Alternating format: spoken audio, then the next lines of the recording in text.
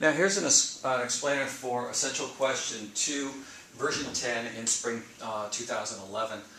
This one's shaped to be kind of like a bowl. It goes 20, 10, 5, 2.5. So you know it's a geometric series. It's one that's shrinking by 50% each time. And then it goes back up. It goes 2.5, 5, 10, 20. And so it's doubling each time. So the way of pondering it is you got a chunk over here that's a geometric sequence, chunk over here that's a geometric sequence, and that's all you got to do. You got to keep properly shifted.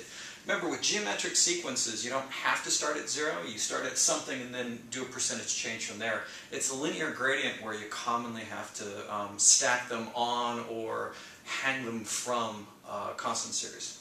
So in order to get this one to work out right, we'll look for our present worth. We'll start this chunk right over here, where we're looking for P given we know A1, and that's what the A1 is, it's 20.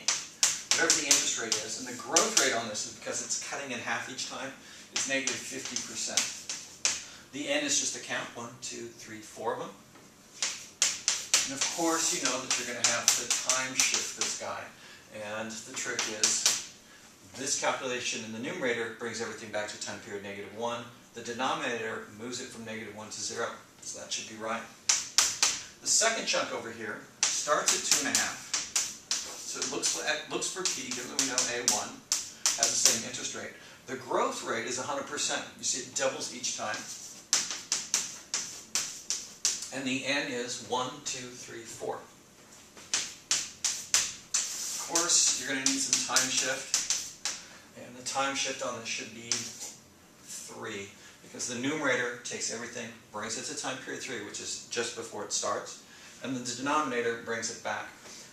It'd be nice to see if there's like a symmetry operator on this, but one really doesn't exist.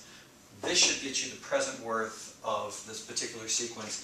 And again, this is a video explainer for Essential Question number 2, version 10 in spring 2011.